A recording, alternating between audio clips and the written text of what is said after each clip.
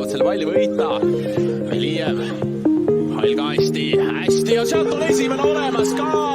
Keeral ei ole palju vaja, olen seda trummi tagunud terve hooaja, et nüüd mehed kukuvad kahte lehte, Vile vaikib, aga Murat Velijev jätta siin meisterlikult suluseisu, saab küll selle rünnaku ära lahendada, paneb palli võrku, aga hetkel jääb maha.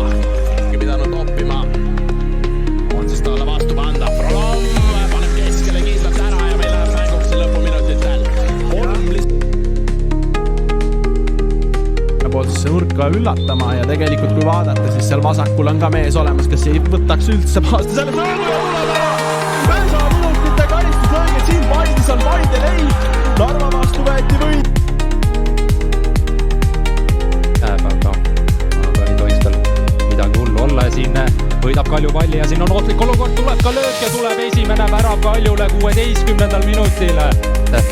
Loovi suunas võitlusesse. Lahtise palli saab nüüd Ivanov Kaljule.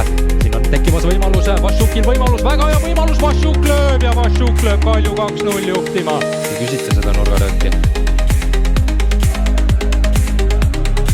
Kaljul on see mäng päris sirgjooneline. Tihtipeale paremalt äärelt, kui on võimalik pikke palli ette panna, siis pannakse ka. Siin on Kalju võimalus, Kalju päris hea võimalus ja tulebki kolmas ja Rommi siht. Ja uuesti Kalju, Orlov. Veel üks sööt läheb karistusalasse, siin on juba neljas 31. minutil. Oli uusi neilt pikem pall ette.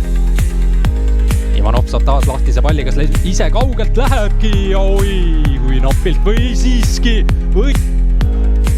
Veelma. Madal senderdus karistusalasse ja sealt saab Tammeko ühe tagasi. Kas see võis olla oma värav, Tambetuu oma? Väljaku poolel Kalimullil jalg vaba, ei lähe löögile. Lühikese maale peal kombineeritakse, kas Kalimullil läheb löögile ja lööb ära. Roona arutas ära ja...